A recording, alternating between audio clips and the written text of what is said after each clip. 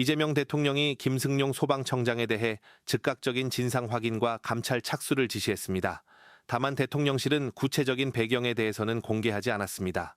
강유정 대통령실 수석 대변인은 22일 오후 언론 공지를 통해 이재명 대통령이 김승용 소방청장에 대한 진상 확인과 감찰 착수를 지시했다고 밝혔습니다. 다만 어떤 사안이 보고됐고 어떤 이유로 감찰이 시작됐는지에 대해서는 별도의 설명이 없었습니다.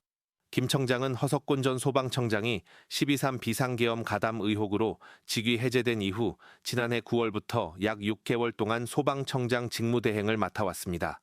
이후 조직 안정화와 현안 관리 능력을 인정받아 올해 3월 정식 소방청장에 임명됐습니다. 대통령실이 단순 사실 확인 수준을 넘어 감찰 착수라는 표현까지 사용하면서 정치권과 관계선은 배경을 둘러싼 여러 해석도 나오고 있습니다.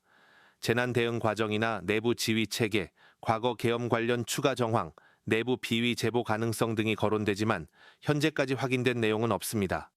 특히 최근 이재명 대통령이 공직기관과 국가기관 대응 문제에 대해 강경 대응 기조를 이어가고 있다는 점에서 이번 지시의 파장도 적지 않을 전망입니다. 대통령실은 향후 감찰 결과와 관련해 추가 입장을 내놓을 것으로 보입니다. 이재명 대통령이 김승용 소방청장에 대해 즉각적인 진상 확인과 감찰 착수를 지시했습니다. 다만 대통령실은 구체적인 배경에 대해서는 공개하지 않았습니다. 강유정 대통령실 수석 대변인은 22일 오후 언론 공지를 통해 이재명 대통령이 김승용 소방청장에 대한 진상 확인과 감찰 착수를 지시했다고 밝혔습니다. 다만 어떤 사안이 보고됐고 어떤 이유로 감찰이 시작됐는지에 대해서는 별도의 설명이 없었습니다.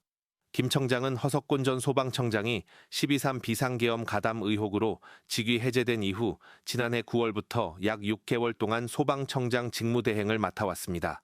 이후 조직 안정화와 현안 관리 능력을 인정받아 올해 3월 정식 소방청장에 임명됐습니다. 대통령실이 단순 사실 확인 수준을 넘어 감찰 착수라는 표현까지 사용하면서 정치권과 관계선은 배경을 둘러싼 여러 해석도 나오고 있습니다.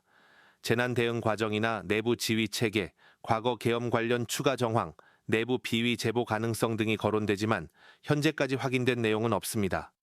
특히 최근 이재명 대통령이 공직기관과 국가기관 대응 문제에 대해 강경 대응 기조를 이어가고 있다는 점에서 이번 지시의 파장도 적지 않을 전망입니다. 대통령실은 향후 감찰 결과와 관련해 추가 입장을 내놓을 것으로 보입니다.